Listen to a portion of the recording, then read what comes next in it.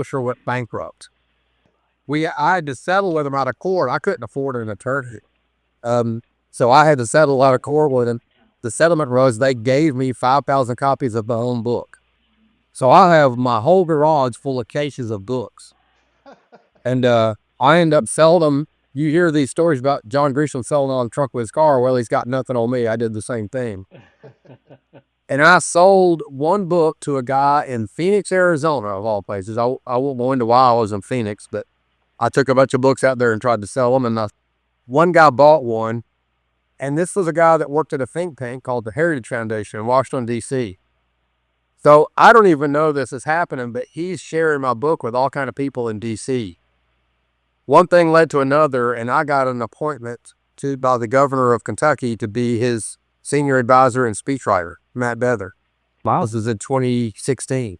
So I left the power plants, went to the state capitol. My office adjoined the governor's office, and I was one of his kind of right-hand men there for his administration. And then he did not get reelected, sadly. And by then I had worked with the Trump administration a lot. So I got appointed to the Trump administration in 2020.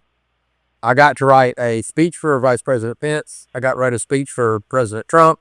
And I got to write a Trump tweet. I mean, I've never had a guest before that he wrote a Trump. It wasn't controversial. It was about power generation. So I really had a great experience there, but just kept writing books. I actually wrote Moonshine Over Georgia in 2015 and 16. But then when I went to the governor's office, I just had to table it for a while. And then I really had an intense writer's clinic while I was speech writing, because you don't just write speeches, you write official correspondence for the governor. And it's not because the governor's not a good writer. He was a great writer, but a governor doesn't have time to write every letter. So it was the most intense writer's workshop I could have ever gone to. He was meticulous about grammar. I had to get it right every time. So when I wrote for him for 2 or 3 years, I went back and looked at my manuscript, which at that time still wasn't published.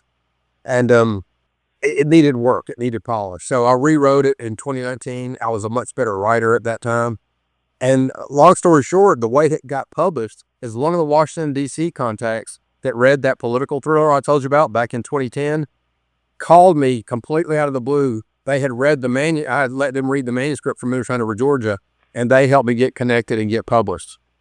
Yeah, it was one of those full circle kind of things. Yeah, it's funny how these things work out. So, Moonshine Over Georgia, you kind of knew about what your grandfather did.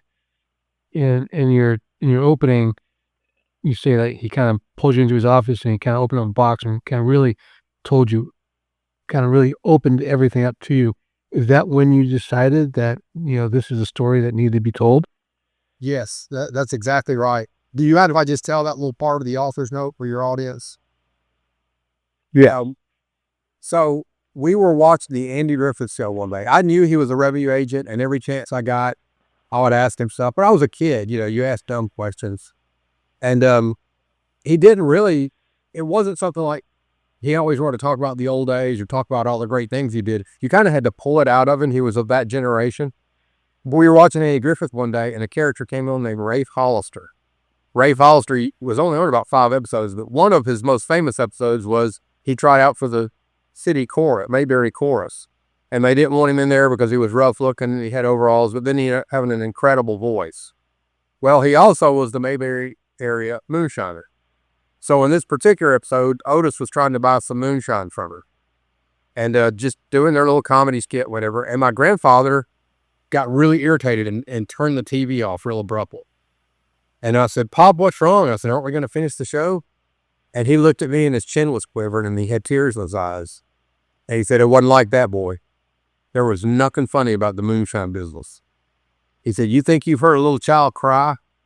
He said, "Wait till you drag their daddy home out of some ditch somewhere, sick off a bad inside.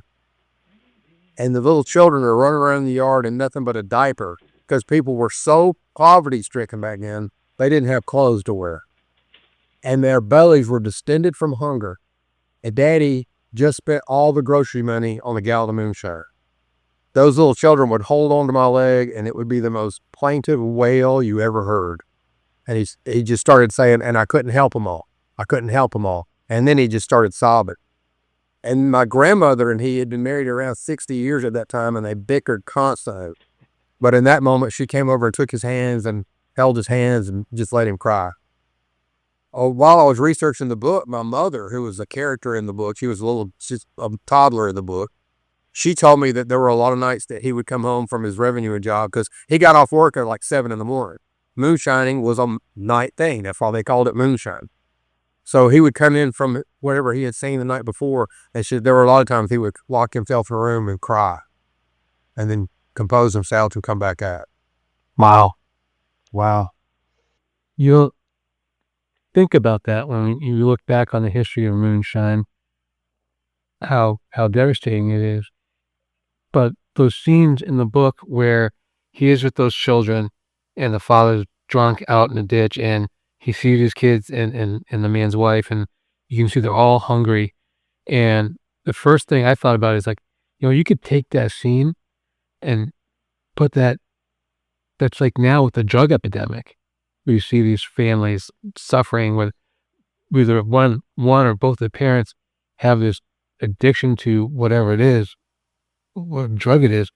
It's very perilous. Like this epidemic of addiction has been not something that's new to us, but it's been going on for a very long time, whether it's moonshine, heroin, crack, fentanyl, whatever it is. It's almost like you can take that situation and apply it to any of these. Yeah, it's absolutely true. And a couple things were going on in the 40s. This is really interesting to me, and I didn't know this until I started researching the book. Prohibition ended, I think it was in 38. So after Prohibition, moonshining was really just a tax crime. That's why they called my grandfather a revenuer. He worked for the Internal Revenue Service. In his case, the State Revenue Service, and then there were federal revenue agents as well. But two things happened in the 40s. World War II, which caused a ration on sugar. So that made the price of a gallon of moonshine skyrocket because there was a shortage of sugar, which you needed for the mash to make the mash work and ferment. But then also the average, this is a real number I'm about to give you.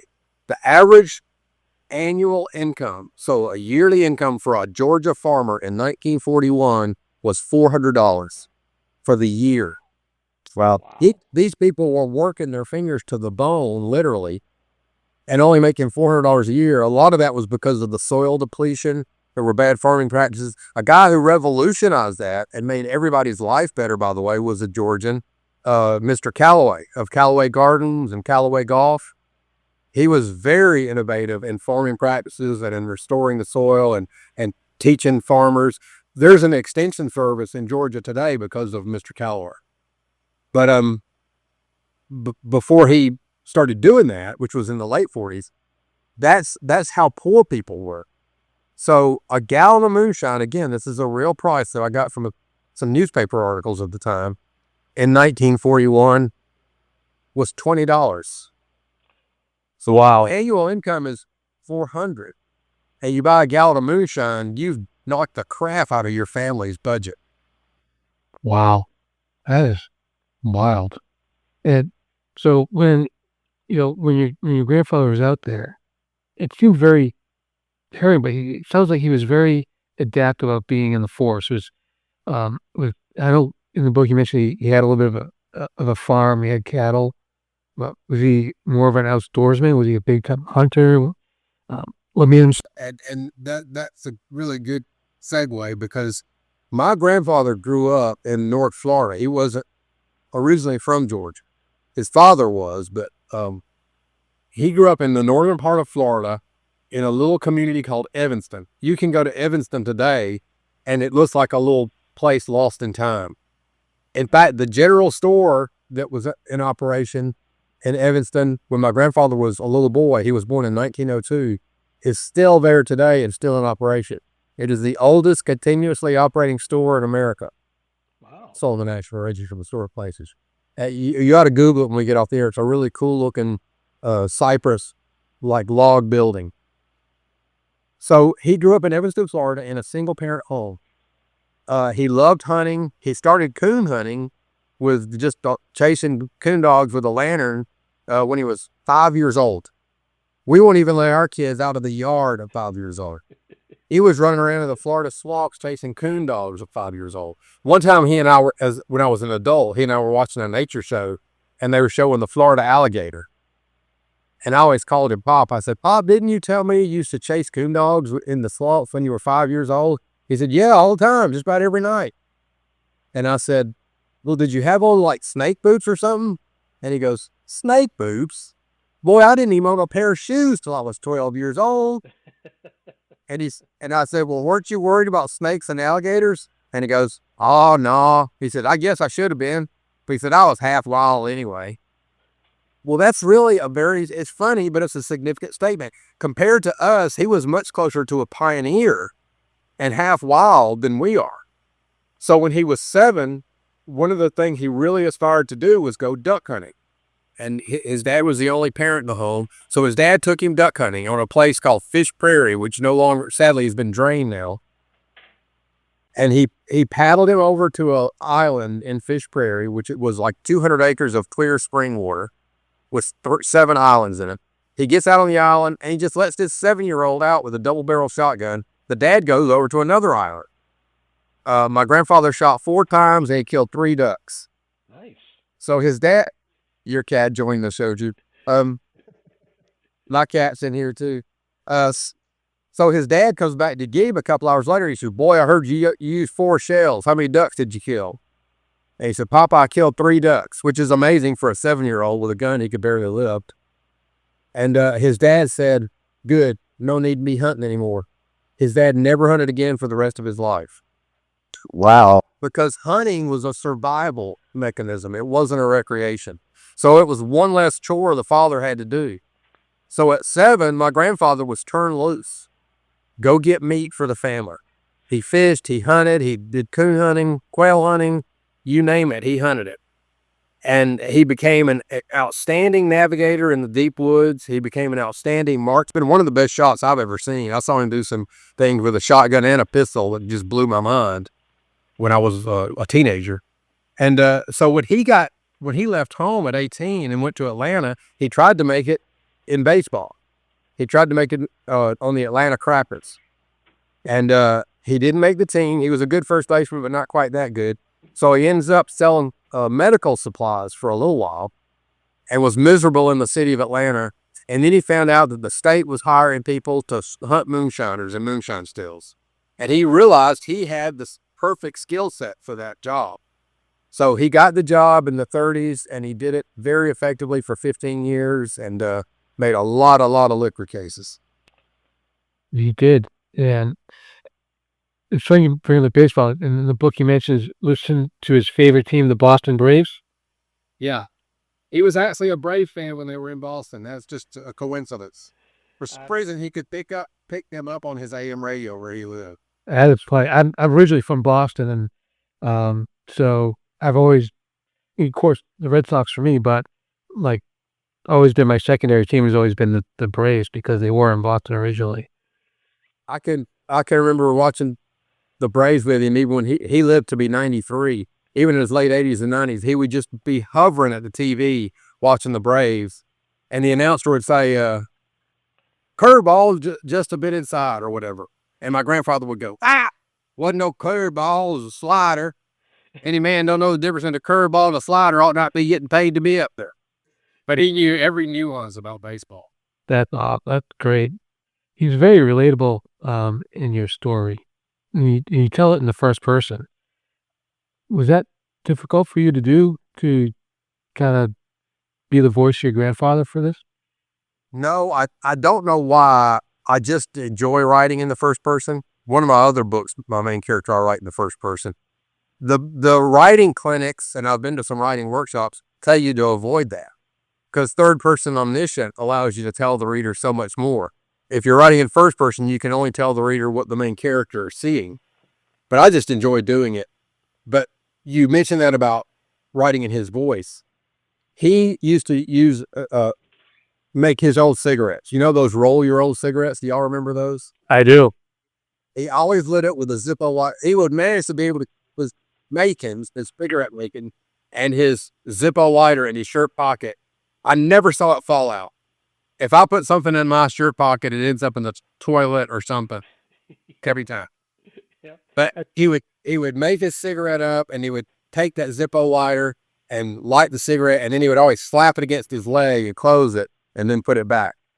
So when I was writing this book, I went and bought myself a Zippo lighter. And I would sit with my eyes closed and I would light it over and over and close it and light it and close it. And after a little while, I'd hear my grandpa. And then I'd start writing. And I was so gratified that my mother got advanced dementia late in her life. She actually passed away last year. But I was so gratified. I finished the first draft in 2016 when she was still healthy enough to read and retain. And so she was the first person I wanted to read it because she lived through all this stuff. And she called me and she was sobbing. And she said, "Chris, you didn't write a story about my father.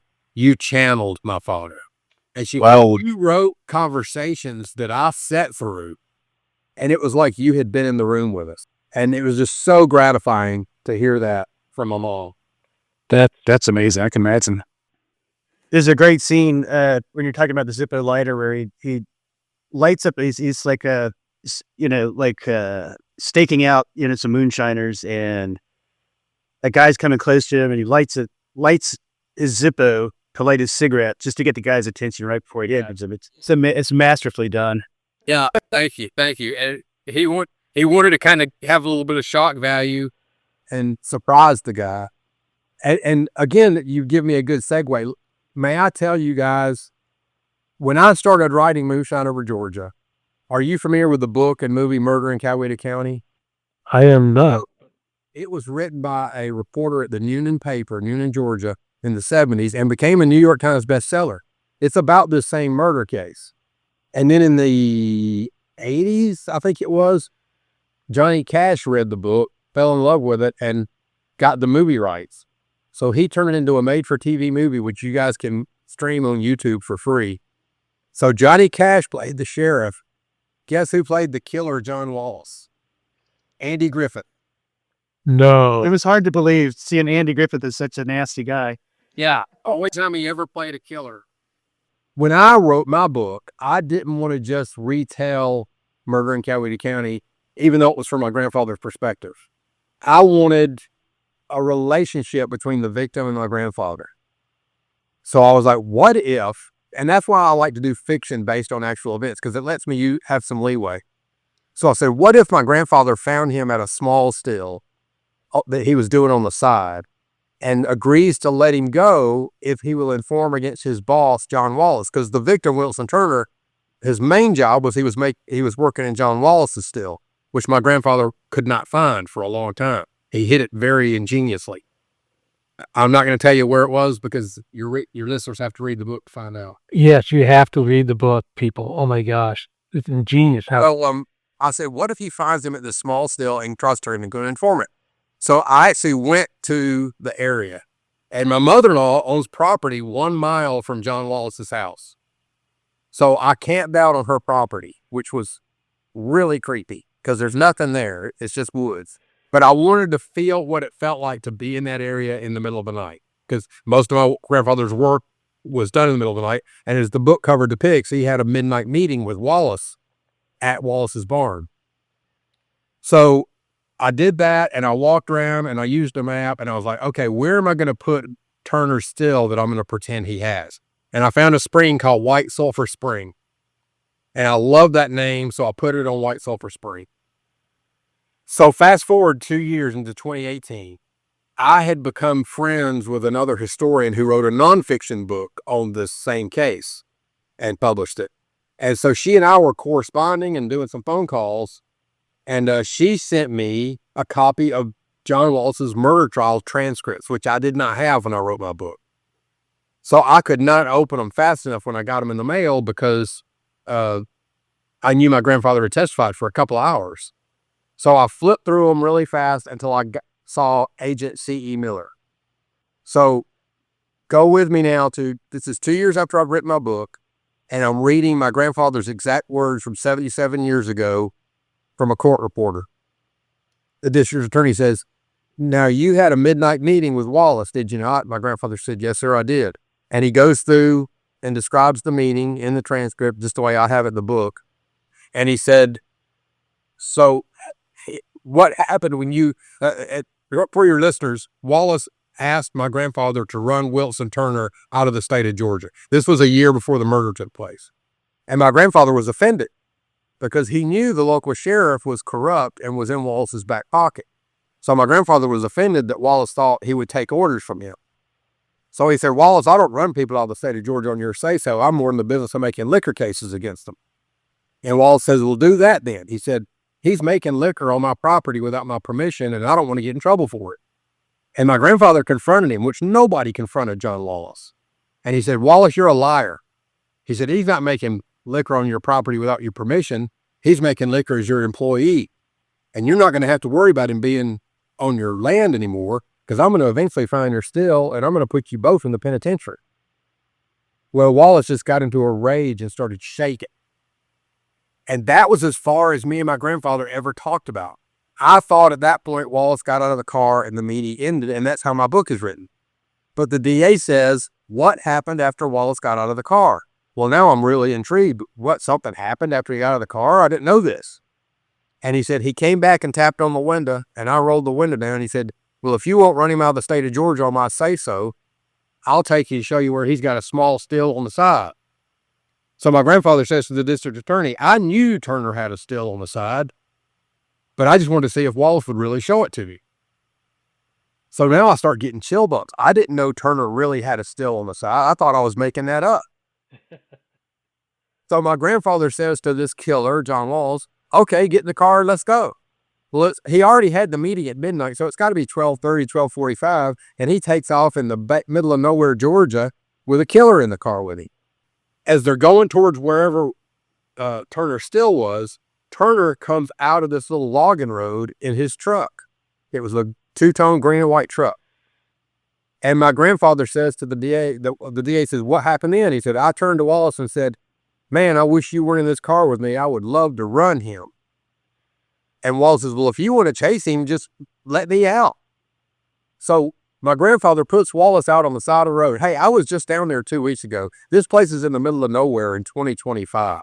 I can't imagine how remote it was in 1946. So he puts Wallace out, he takes off, and the DA says, and at that time you got into a high-speed chase with Wilson Turner, didn't you? And my grandfather said, yes, sir, I did. And he said, and you were able to overtake him and run him into a ditch. And my grandfather said, yes, sir. And he said, now when Turner came out of his truck after it was in the ditch, he was fighting mad, wasn't he? And my grandfather said, yes, sir, he was. And the DA says, and he gave you what for, didn't he? And my grandfather said, oh, he tried to, but he did not succeed. And that's all they say about that. But dude, he says, at that time, did you, standing there in that road in the middle of the night, did you try to talk Wilson Turner into becoming your informant? And my grandfather said, yes, sir, I did. So now I'm really freaking out because I didn't know that really happened. You booked that way. And he said, what did Turner say to you? And he said to me that Wallace sent his lawyers to stand up for him in court when he got arrested for moonshining back in the 30s. And any man that stood up for him, he wasn't going back on him. Well, I like that line so much, I went back and put it in the scene that you guys read. But then it really got creepy. He said, now this still that Turner had on the side, where was it located? And my grandfather said, on White Sulphur Spring. Oh, wow. That is wild. So I came up with White Sulphur Spring on my own 2 years before that by camping out down there and looking at the maps. And now I don't believe in communicating with the dead, but my grandfather sent me messages while I was writing this book. Yeah, I think you need to add him as a co-author. Wow, that is wild. Two characters that really struck me, Mark Anthony. Oh, what's her name? The mystic woman. Yeah, Mahala Lancaster. Yeah.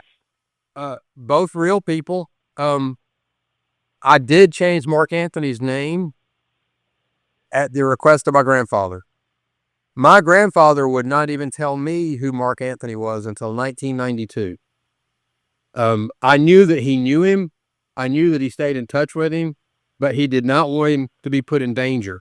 Because one thing that you guys wouldn't be aware of is Wallace had some really heavy-duty henchmen working for me. And a lot of them still live right there in Meriwether County. So my grandfather felt like this guy's life would still be in danger if it turned out that he helped my grandfather. But Mark Anthony is an absolute, that's the closest thing my book has to a bombshell. Because if you watch the movie Murder in Coweta County, you will see all credit for finding Turner's body go to another revenue agent named L.Z. Hitchcock. And what I tell you in my book related to L.Z. Hitchcock and Mark Anthony is what really happened. Oh, well, That was the main thing that my grandfather was very bitter about. He didn't care that he didn't get credit for all that he did in the Wallace investigation, but he did care that Mark Anthony didn't get the reward and was never recognized. Even today, Wallace has got, I mean, has influence. Even though he's I don't know that it is now. I don't know that it was like it was then. I don't want to even mention the family name because my family still lives down there. But I'll tell you that when I was researching my book, the Meriwether County Sheriff told me, and this was 2015, I told him I wanted to go ask that family some questions. And he said, you stay the hell away from those people. He said, if you start knocking on their door, I'll never find your body. okay. Well, yeah, he's still got, I did a little bit of research because I haven't seen the Murder in Coweta County in like 30 years or whatever. But I found a video where there are people still leaving coins on Wallace's grave. So he has some loyal people, which is crazy. They named a road after him in the late 90s. He named a road after a killer. Yeah. It was his kingdom. he was kind of viewed. Was he kind of viewed as a little bit of like a Robin Hood type of character? In fact, I had such an interesting perspective from my wife's grandfather. I told you my mother owns land a mile from John Wallace's house. That was my wife's grandfather's birthplace. And he was much younger than my grandfather. The two of them only met once at our wedding. But he knew Wallace as a very benevolent man. Wallace, when they were really poor and hungry, Wallace brought them groceries on more than one occasion. So whenever I would start talking about this case or things that my grandfather said, her grandfather didn't want to hear it. And he didn't believe that he killed Turner, but he absolutely did. But yeah, it's a really interesting dynamic, guys. And when I go back, I was just down in Union 2 weeks ago. I've been back 5 or 6 times to do book talks. Every time I connect with somebody that is emotionally attached to this case. And the only reason I can come up with, because it was so long ago, is I think for that region of Georgia, which was very much the Bible Belt, I think this was the end of innocence. I think having a guy pistol whipped to death in broad daylight really exposed them to evil. And by the way, if you get a chance, go back and reread the chapter in my book, It Rattles a Man. I really tried to capture that emotion in that chapter, and I think I did a great job, if I do say so myself. When I wrote that chapter, I was actually in a small cabin in the Kentucky mountains with just a potbelly stove, perfect writing conditions. And I wrote that chapter, and that was one of those where as a writer, I was like, I just nailed it. Because this was a big burly guy that worked at a truck stop, but he was just crushed by the violence he had just witnessed. Think about it. These were creatures of the 1940s. They didn't see hyper violence on every movie. They didn't see it on their TV screens every night. They were not at all desensitized. That's also why I put the story in 1946. The Upson County liquor game case, which we haven't talked about yet, it did happen in 1946. But the Wallace trial actually happened in 48. But I moved them with fiction into the same summer because I want the plot to move fast. And I want 2 cases to be going on at the same time. But I also want it to be immediately after World War II. Because I wanted to tap into that emotion about the end of innocence. Another reason the moonshine prices went up was a lot of guys were coming back from World War II with PTSD before we knew what PTSD was. Mm-hmm. They wanted a drink, and I don't blame them. Yes. I have 2 great uncles. One of them was in the European theater. One was in the Pacific theater. And my Uncle Joe in the Pacific theater, he spent the rest of his life in and out of the VA dealing with, at that time they call it shell shock. And even with my grandfather, he his age, he fell right in between World War I and II. He was too old for two and too young for one. But some of the violence that he witnessed as a revenue agent, he would not talk about. When I would go there as a kid, and of course that's what I was fascinated by, because you're a dumb kid, you don't know any better. He would just say, "Son," he said, "that's all been a long time ago." And he said, "There's some things that happen in this world that a young boy like you doesn't need to know about." Yeah, I mean, I'll tell you that overall, a lot of people, especially Hollywood, does things that romanticize things like this. They make it look like this is something that we all should be doing. Um, your book really sheds the light, like, this is how brutal this was. I mean, Yeah. I still sometimes was people's livelihood, and your grandfather was taking that away from them and putting him in jail. And so it's very high stakes, even for a very small amount of liquor. And the scene and the character of the young lady who was distilling in her house made it look like this is something everyone was doing because this is the only way you could get by in life. That's a real case too, by the way. And I was just so fortunate. I was driving with my grandfather. I was probably only 10 or 11. And he went by this big antebellum house and he stopped the car. And we weren't going there for that reason. We were going somewhere else.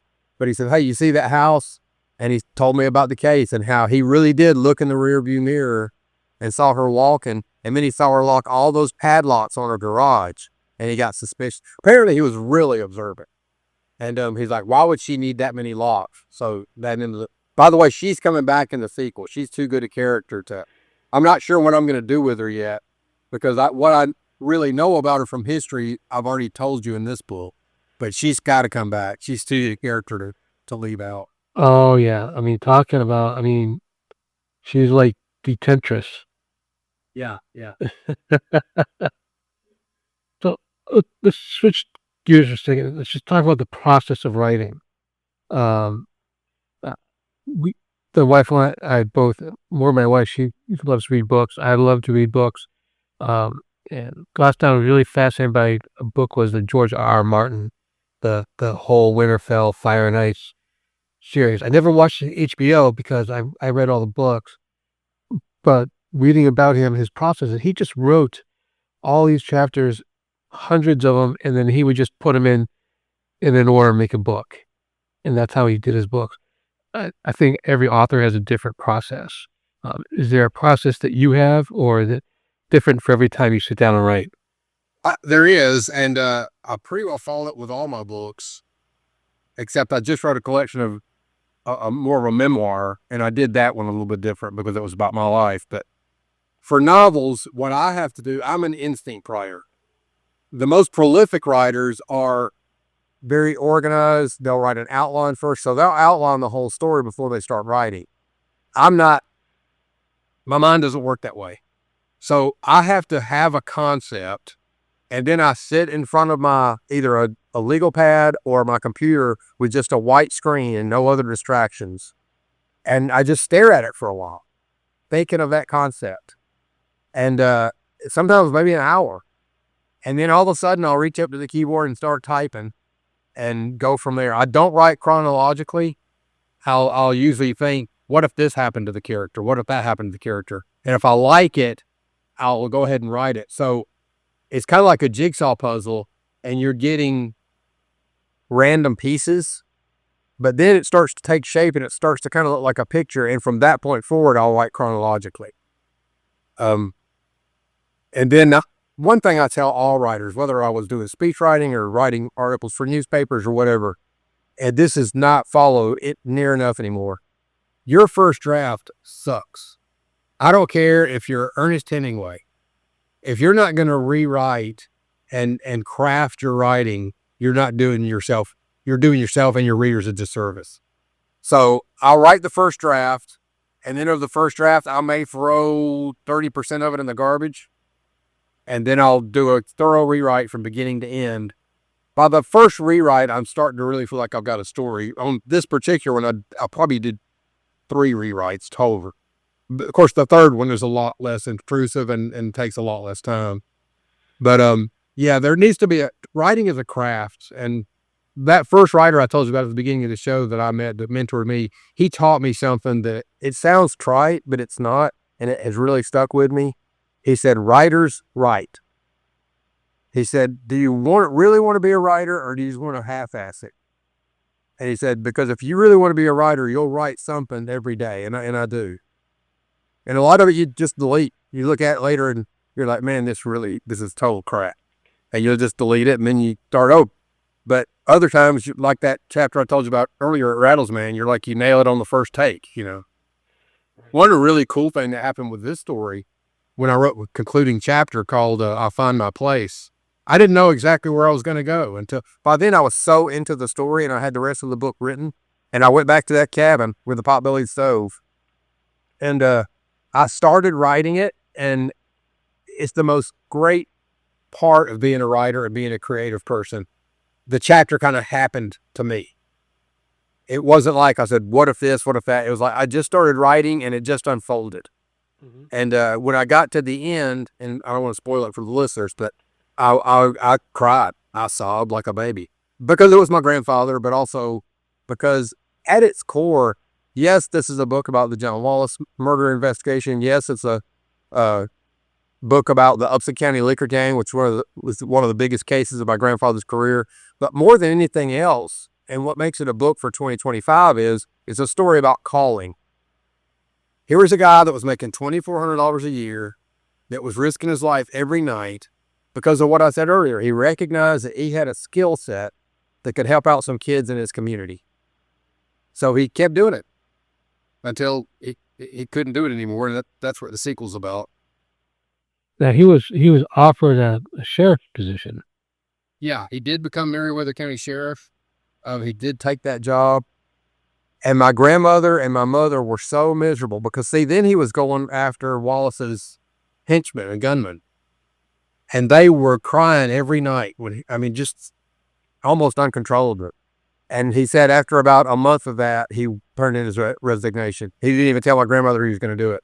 But he's like, I'm not going to put my family through this. They were already worried enough when I was a revenue agent. Now they're constantly afraid.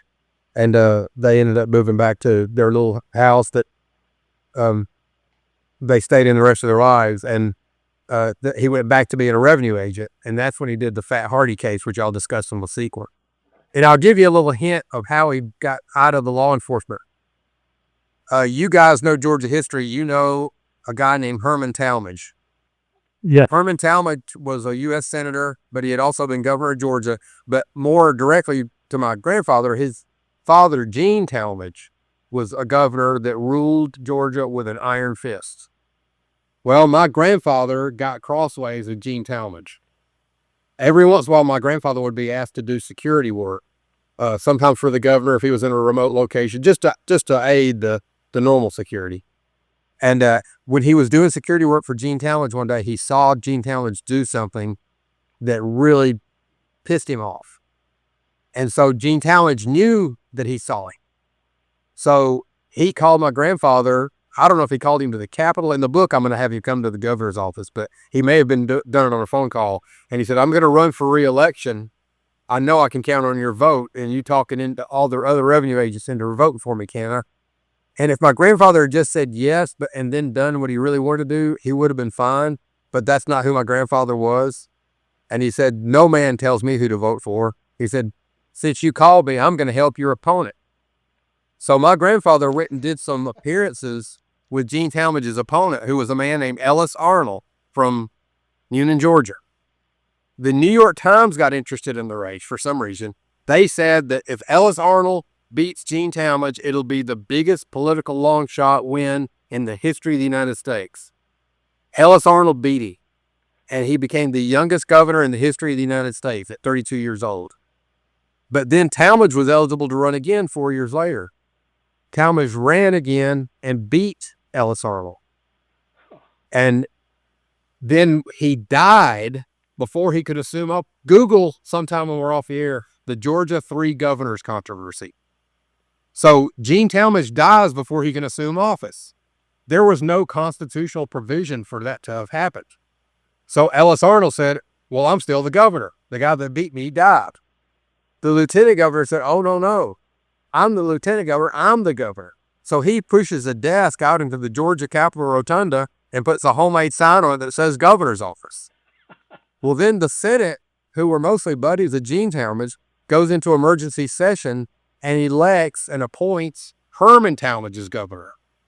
So Herman Talmadge promptly goes over to the Georgia governor's mansion, physically removes the first lady and the children and puts them in the street and moves his family into the governor's mansion. And he says, no, I'm the governor. This will hold for 2 or 3 weeks. And so the Supreme Court finally got involved, and they decided that Herman Talmadge was the governor, pretty arbitrarily. And Herman Talmadge's first official act was to fire my grandfather. Oh my goodness. So he was really vindictive that my grandfather had supported Ellis Arnold, and that's why my grandfather ended up out of law enforcement. Wow. And your grandfather was a pretty good sized man, wasn't he? He was rather. He was tall. He was 6'2", but he only weighed 155 pounds, which people wore lighter back then. He was athletic. He was fast, from baseball and everything, but he was not a real big guy. He was a very imposing figure. From my mother's older brother, who was in the Navy during World War II. My mother was a little toddler. She had much older siblings. And several other people that knew him as a revenuer told me how intense he was. I got to tell you, I found the last surviving member of the Upson County Liquor Gang in a nursing home in Panama City Beach, Florida, and spent 3 of the most fascinating hours of my life with him. And he told me this about my grandfather. And keep in mind, this was a guy, well, first of all, I said, I know you were a moonshiner in Georgia during that time period. Have you ever heard of the Upson County Liquor Gang? And he says, well, we never called ourselves that, but yeah, I was in that group. And he said, that was what the state capital people called us. And I said, well, did you ever know a revenue agent named C.E. Miller? He goes, I didn't just know that son of a bitch. He's the one that took me to jail. Well, I'm like, boo, I didn't hear like he hated him. Now I had a living witness. And he told me something that will stay with me the rest of my life. He said, son, your grandpa was the only man I ever knew who I would call fearless. And he said, I was in the infantry in World War II, but your grandfather was fearless. And he said, and he was absolutely relentless. He said, your grandfather chased me through the woods one night for 12 miles. Holy moly. Somebody from your generation can't fathom how big the woods were in the Southeast and in Georgia back then. He said, our stills were miles from the nearest road. And he said, and we all had a gun, and we would have shot your grandpa just as soon as looked at him. But he was relentless, and he kept coming, and he pretty well single-handedly shut down the liquor business in the western part of Georgia. And I was just agog because my grandfather was so modest. He would have never made a statement like that. But to hear it from a guy on the other side of the law was really gratifying. And I really would like to write a story about just him. He's a fascinating man in his own right. He's passed away now, sadly. I was so blessed. The timing of when I decided to do this book, I was able to talk to a number of living witnesses who all passed away within a year or two of my interviewing from old age. But I was able to get them on record before that happened. That's amazing. And there's a big element of faith throughout the book with your grandfather. Was he really driven? I got some background noise there. Oh, sorry. I didn't hear what you said. There was a real element, a big element of faith throughout the book. Yes. You couldn't write about my grandparents and leave that out. It was such a part of what motivated him. And really, you could say that about a lot of America and a lot of what's good about America. You don't have to call it a Christian nation. We don't have to go that far. But there's no doubt that the Judeo-Christian ethic informed the Declaration of Independence. It informed the Constitution. And a lot of the best of us grew up with that as their primary driving force. I said my grandfather was motivated to help kids in his community because he recognized he had a skill set. But if he was not a Christian, would he have gone to the trouble, even if he had the skill set? So I think it took the motivation of faith to drive him to do that. And my grandmother, as you see in the book, she was a very feisty character in her own right. And people have asked me, did anybody in your family drink? I was like, are you kidding me? Do you know who did you read the book? Do you know who my grandparents? Nobody brought a drink of alcohol within a mile of my grandmother's house. And just as bad, in her view, was smoking cigarettes, which my grandfather always smoked his whole life. But she hated smoking. She hated having empty ashtrays. So she always used to say to me as a kid, don't ever smoke the first one and you'll never want the second one. And I never have. I never did use tobacco. But they were very religious, very sincere about their faith. They had a real heart for service. I talk about in the book a lot of things that my grandfather did to try to care for some of the people, some of the victims of crime. That's true. I actually went with him a number of times when he had a huge garden, and he would take vegetables to poor people and just leave them on their porch. He would catch a bunch of fish. He would take half the catch and give it to somebody and then keep the rest. And again, they never had much money themselves. I remember one time we took some vegetables to an elderly black lady, and he just left her on the porch. And I said, Pop, why don't you knock on the door and let her know you're leaving it? And he said, you need to let folks have their dignity, son. And that was really impactful to me. So those things I talk about that he does for the victims were not just fantasy. That's amazing. He's definitely a amazing gentleman, with an incredible life and just a fantastic story. And it's really been in obscurity until I wrote this book. I mean, Yeah. Outside of our family, nobody knew anything he did. And they didn't really particularly want him to. When I was watching Murray County, when it came out, I went to his house. I don't remember if I went there for that reason to watch it, or if I just happened to be there when it aired the first time, because it was a made-for-TV movie. And I'll never forget, I can still see he was sweeping the den. So he would have been in his early 80s then. And he hit me on the leg with the broom. He said, boy, what are you watching that crap for? I think, Pop, this is awesome. You were in the book. Maybe you're going to be in the movie, which they didn't. They cut him out of the movie. All in the book briefly, all too briefly. But he said, them people in Hollywood don't know nothing. He said, when you get done, you come back to my room. I'll show you something. So he got out this. I'm going to show this to you. This was his strong box. It's really a tackle box. But he kept all his important papers in there. And here is a letter from that governor candidate I told you about, Ellis Arnold, thanking him for, that's Ellis Arnold at the top, thanking my grandfather for his help in the campaign. This is a commendation signed by the lieutenant governor of Georgia for, it says, rounding up and convicting the Upson County liquor gang, which when I first read it was the coolest thing I ever read in my life. Yeah. So he also did some security work. Here is one of the people he protected. I'm going to try to get this close enough to the camera that you can read it. Is it clear enough? It's too clear, isn't it? Oh, there it is. Roosevelt? Yes.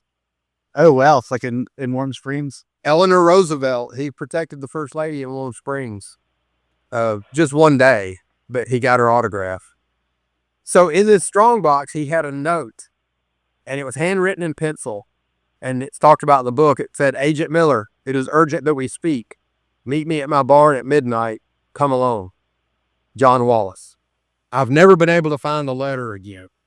In fact, a lot of his papers that he had as a revenuer, he burned about a month before he died. And I think he did it to protect people that helped inform for him. But I think he probably burned that note at the time too. But that's when he began to tell me about the Wallace case for the first time. He told me a lot that night, but he told me a lot in the years following. I mean, you spend hundreds of hours with this guy. It comes up and you ask him different stuff. And I don't even remember why we started telling that story, but that's just how I got on this journey of him talking about the case and some of the actual things, the way it really went instead of the way, don't get me wrong, the movie gets a tremendous amount of stuff right. But it particularly got the search for the body wrong, and leaving Mark Anthony out was a travesty. And one thing I can't understand is how Miss Barnes, when she wrote the book, she did have an appointment to talk to my grandfather, and she didn't keep it. Huh. I think that's because she was related to Elzie Hitchcock. I don't think Hitchcock wanted him to tell her about Mark Anthony. But I don't know that for sure. But how you could leave my grandfather out of this when you're writing a book about it. There have been 2 different books written about the case. Neither one of them mentions my grandfather in any appreciable way, yet he's all over the trial transcripts. Wallace talks about him extensively in his testimony during the trial, and I have a copy of a letter from John Wallace from death row to the Georgia governor to try to get pardoned. When my grandfather told me about the midnight meeting with Wallace, I worried about two things. I worried, did he maybe embellish it a little bit to make himself sound tougher? I didn't want to think that about my grandfather, but in the back of my mind, it was here. And then I thought, I'm writing this when I'm in my 50s. Am I remembering it correctly? Well, when I got the letter from Wallace to the governor to try to get pardoned, the whole letter is about the midnight meeting with my grandfather. And he describes it exactly the way it is in my book. Well, so my grandfather did not embellish it. He told it honestly, and I remembered it correctly. So, and interestingly enough, Wallace's defense to the governor was, I asked Agent Miller to run him out of the state of Georgia, and he refused to do it, so I had to kill the guy. Or the guy needed, you would agree, the guy needed killer. I mean, He's been a bit of a sociopath. he's got to be. That was just a brutal way of what happened to him. Yeah, it was very bad. The method of his death, and then the way they disposed, Right. was something that I didn't think people would think about. That's something you'd hear about like today. That's something I wouldn't. I will say too, one of the elderly gentlemen that helped dispose of the body, who, because he was forced to, was still alive when I was researching it, and I was going to go see him. He was also in a different nursing home. And his daughter got in touch with me. She was about my age, and she said, would you please not bring this up to my father? She said, every time he talks about this, he has nightmares for 2 or 3 weeks. It upsets him so bad. So I left him alone. I never bothered him. Wow. Yeah, that's something. Going back at the scene when your grandfather is looking for the body, and Wallace comes up behind him on the horse. There's that tension. Is someone going to draw a gun? Is there, and he's filling with his Zippo, kind of using it as a distraction. That is huge. That was really something that stood out to me as well. I was like, wow. I mean, he had the foresight to know that keeping something shiny and kind of keeping that so that Wallace isn't so focused on, doing something. That was, Yeah. That's one of my favorite scenes. And that scene speaks so much to, or some of the dialogue I had to fictionalize because I don't know exactly what was said. He did tell me some about it. One of the main conversation I remember having with him, I said, when he rode up on you, what did you tell him? He said, did he ask what you were doing? He said, yeah, that's what I was doing. I said, what do you think I'm doing? So, but when Wallace is about to ride away and he's out of the situation, my grandfather is safe at that point. But then my grandfather says, did you do what you told me you were going to do, John? Have you done going to kill that boy? That's who he was. He couldn't not confront it when it was right there in front of him. And I think, I don't want to speak for him on this because he never said this to me, but I think he would have been okay with somebody pulling a gun. As he always said, pull. He never said draw. He said, I'd hate to have to, there's a line in the early part of the book, I'd hate to have to pull on men with families to feed. I'm really interested in when I reflect on our conversations, one of the things he was most proud of as a revenue agent is he only had to draw his gun in line of duty a handful of times. Because I could tell his mindset was, you might fist fight a guy, you might wrestle around with him in the mud to get the handcuffs on him, but once you pull that sidearm, you've taken everything to a different place, a darker place. So he prided himself that he never killed anybody, and he never only pulled his firearm when he absolutely had to. And I think one of the reasons he was able to do that, he refers to this early in the book, is he was so good that people didn't want to challenge it. So yeah.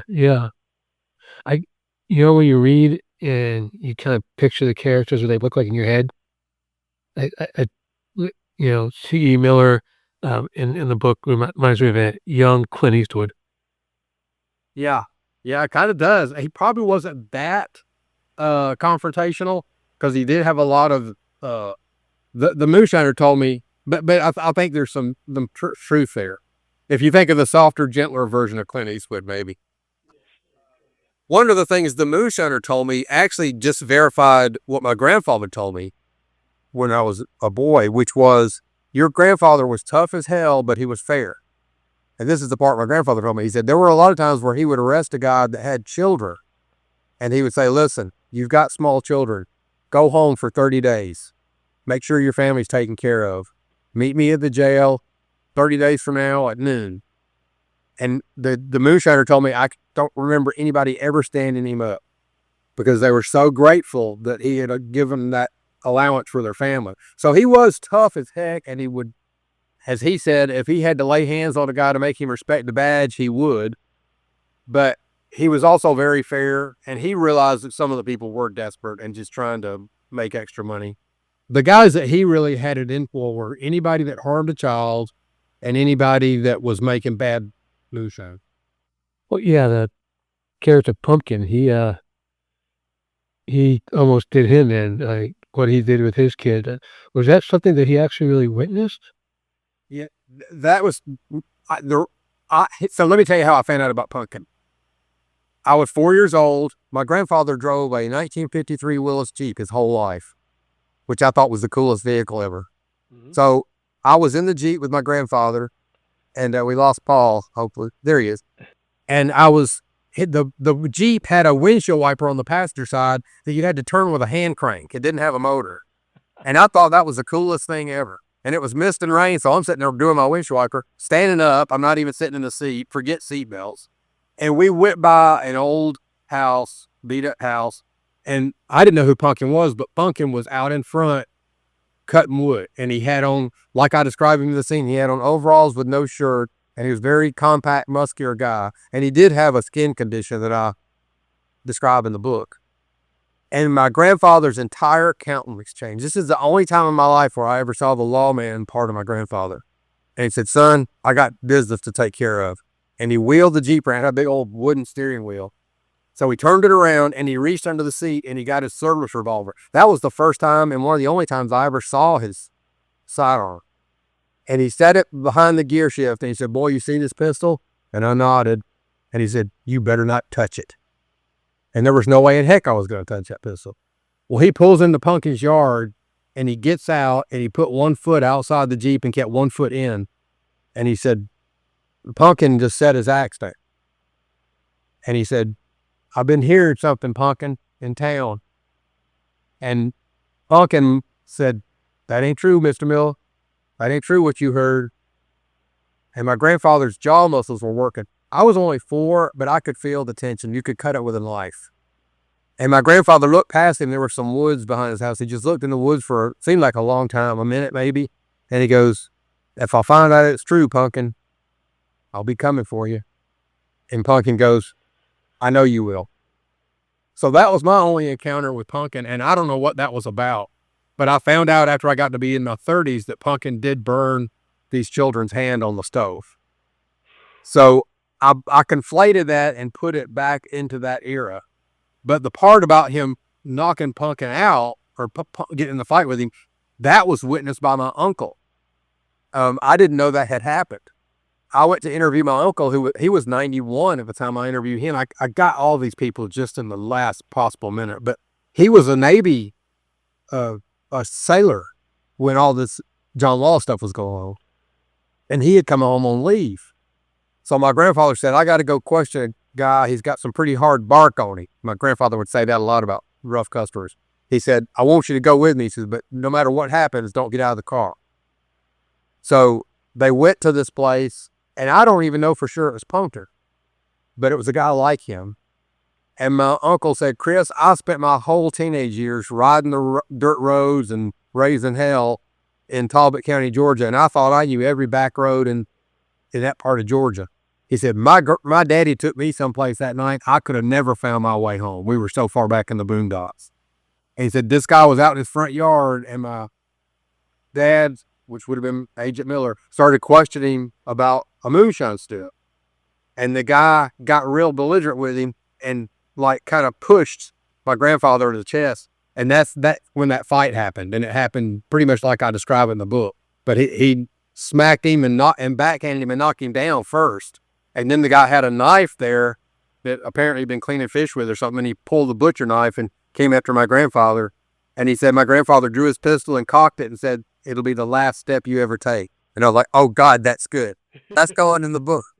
So I ended up using that in the fight scene with Punk. And so that's kind of how I use fiction. I conflated things that may have happened in different eras, but they did happen. And then I wove them together with fiction. Wow. Well, I mean, the characters, there's so many of them, just so all time stand out. I like Doc Cook. He's a great character. I knew him as a boy. He lived his whole life about a mile from my grandfather, so he'd come over all the time. And he did knock on the door, just like I described in the book, like he was trying to knock it down. But sometimes I got the impression that he got on my grandfather's nerves, because my grandfather did kind of have to carry him sometimes. I don't mean physically, but he wasn't a good tracker. He wasn't a good navigator. He was a little bit nervous and high strung. So sometimes he would come over and my grandfather would roll his eyes and go, "Oh, brother, it's Doc." And, Doc would also wear out his welcome. He would stay till we had a meal and stay for supper, even though he wasn't really invited. People like that. He just say that I say in the book all the time. He'd say, if you got irritated with him, he'd say, excuse me, just excuse me all to pieces." Oh my gosh. Yeah, he's definitely a character. It kind of lives with the time that just about, if you could sign your name, you could be a revenue agent. Is that pretty? Yeah. Yeah. Oh, that's it. So back to the process of writing, because my wife doesn't like me talk about it too much, but she's written some screenplays. What the catch her doing? She kind of, I call it, get into that edit hell. You just kind of keep on editing. Like, how do you know when you're done? You're done. And you don't touch it anymore. Yeah, that's a fair question. And I don't know a really perfect answer. I go with my gut. When it entertains me, when it intrigues me, when it makes me laugh, if I'm trying to write humor, which humor is the hardest kind of writing to do, in my opinion. When it evokes those emotions in me, I know I'm pretty close. And then I'll usually let a beta reader look at it. And I kind of pick those at random. I usually have a woman and a man. It used to always be my wife, but then she kind of got tired of having to read stuff all the time. She's an English teacher, so she's very qualified, and her opinion's almost always right on this stuff. But I'll pick a couple of beta readers and see if I evoke that emotion in them. I don't show my writing to anybody until I've finished the full manuscript. I don't want people to read partial chapters. Now, I'm telling a lie there, because this book, Moonshine Over Georgia, started as an experiment where I was going to try to write an entire novel live online. So I had a WordPress blog at the time, and I was going to do an entry every week for a new chapter. Well, two things happened simultaneously. I was like, this is too good for me to do this way, because I was violating my own rule that I told you about earlier. I was not rewriting. And I was putting some poor quality sentences out there. I was putting some poor grammar out sometimes because I was in too big a hurry. But then also I got so many people that were passionately loving it. And I was like, hey, if this many people like this could be a successful book. So then I pulled it off the internet and I rewrote everything. And I've made several changes to the arc of the story since then. But how do you know you're there? I just have to go with my gut. And when it evokes the right emotion in me, because you can do it to death. You can rewrite it to the point that you actually make it worse. But I've managed to find a balance. I kind of have done it long enough. I mean, I've published 200 short stories, probably about 100 speeches, another 150 op-eds. I kind of get it now, Right. Where can we all find your book? I got yours off of Amazon. Yeah.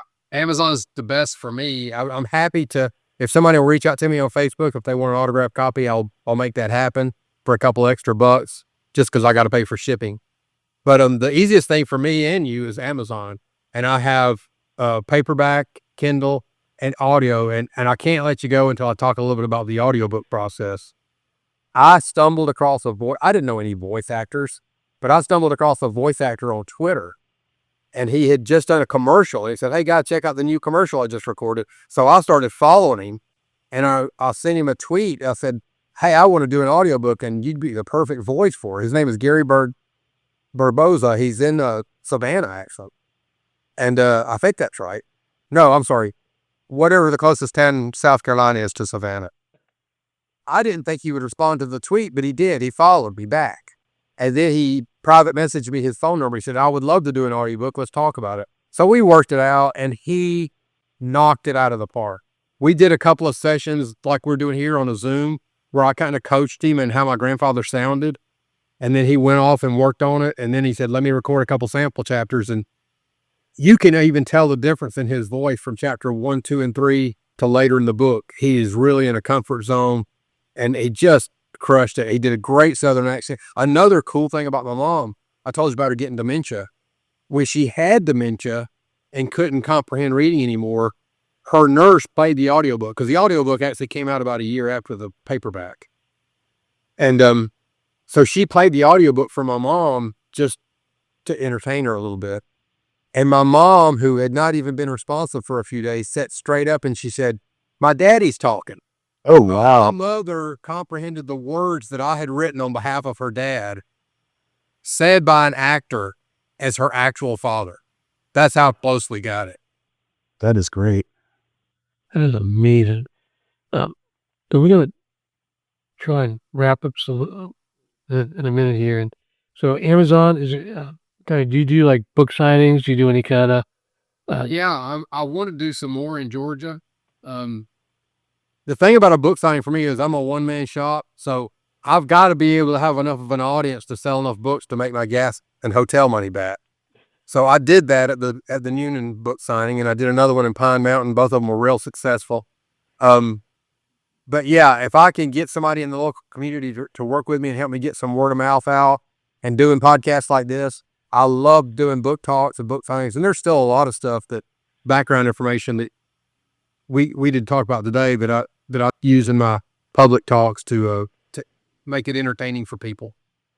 and where can you find it? Facebook, Instagram? Yeah, I don't have a website right now, and I need to rectify that. I had one for a long time, and you run out of bandwidth. I work full time. I'm an author. I've got a little energy consulting business, so I just let my website go away. But I am on Facebook and on Twitter, so reach out to me there. I have gotten several messages from readers on Facebook Messenger, including 2 from people who were related to characters in the book. We had very interesting conversations. We talked on the phone. It must feel good to have a book like this done. It kind of keeps your grandfather alive. Yeah, it really does. When I listened to the audiobook the first time, when it said the end, I had to pull over. I just got really emotional. And I've now listened to the audiobook about 6 times. And because of that, I feel like I'm connected with him again when I listen to it. But also, the audiobook did something I've never experienced this as an author. I've never heard a professional relay my own words back to me. And when I had that experience, I realized something. I mentioned earlier, the book is about calling. There's an inscription at the front of the book. If you don't mind, it's very short. I want to read it if it closes. It's from the brilliant mathematician Blaise Pascal, who was also a devout Christian. The inscription says, "For all those heroes who remain true to the call, what a chimera then is man, what a novelty, what a monster, what a chaos, what a contradiction, what a prodigy. Judge of all things, feeble earthworm, repository of truth, a sink of uncertainty and error, the glory and the shame of the universe." And that's really the core of my story, the contrast between good and evil. But when I listened to the audiobook, I realized, hey, this story is also about me. It's about my own internal struggles. One day I feel like I can be the nicest guy in the world and compassionate and caring and giving. And the other day I feel like I'm a selfish jerk. And so I'm capable of both. We're all capable of both. And getting in touch with our better angels is really, the story is about that too. And the audiobook, I didn't even sense that until I heard the audiobook, even though I had written it and rewritten it. Yeah, there was that internal struggle that your grandfather had about being out, leaving his wife and child at home, feeling like he's not a good father, putting the family at risk, possibly. You saw that struggle. It was like, his drive to do right, but, at the cost of that sacrifice of not being with his family. Yeah, exactly. This is an amazing book, Moonshine Over Georgia. If you haven't read it, you have to go to Amazon, and you can follow Chris on Facebook, on Twitter. It's a great book. It's a good read. I read it in a week because I was so captivated. Because you want to get to the next chapter, and what happens next? What happens next? Great. Thank you for letting me know that. And it's a great piece of history too. And I think we talked about this offline a little bit when a lot of people talk about moonshine, the history of moonshine in the United States. Everyone kind of relates it to NASCAR because that's how NASCAR got the start. Because the moonshiners would have to soup up their cars so they could outdrive the revenue agents. But then they started racing each other because they were bragging about how fast this car was. And that was really the start of how NASCAR got started. This is a completely different view of the same era, really. And it's great to see that the view from the agent chasing these guys, because they kind of make it's kind of romanticized. Makes it sound like, oh man, I should be making moonshine myself. But the story tells the darker side of what really was happening, which I didn't even know about. I didn't know that you could make a bad thing of moonshine, bad batch of moonshine that could get people really sick or even kill them by drinking it. And these guys didn't care. It's something that's fascinating. It's a book that everyone should, who lives in Georgia, or especially western part of Georgia, but even here on the coast, should read it. It's just a fascinating book, and really thank you for coming on here and speaking to us. Thank you for having me. It was really wonderful. Yeah. And if your listeners do get Moonshine Over Georgia and enjoy it, I'd love for them to write a review on Amazon or just send me a message on Facebook Messenger. But also, if they enjoy it, they can go to Amazon, Chris Gates Author, and see all my books. I'm about to have my 5th book on there. So, Well, yeah, I gotta go back and read that political theater thriller you wrote too, because it's out of print right now, but it's not going to be out of print much longer. I'm about to rectify that. So is it you would enjoy it too. is it an audiobook? Because I have an hour-long drive back and forth from work every day. No, but I am going to do one. Okay. Great. Coming. Great. Well, thank you again so much for being here, and we thoroughly enjoyed this. This is great, and this is our first time doing this remote, so hopefully we can do this again. When you come up with your second novel about the same story about your grandfather, we'd love to have you back. Great. I'd be glad to come back, and I'll thank you again for having me. Oh yeah, my pleasure. All right. Well, I'll definitely put a review out there myself, and we'll try to keep in touch through Messenger or something like that. Yeah, that'd be great.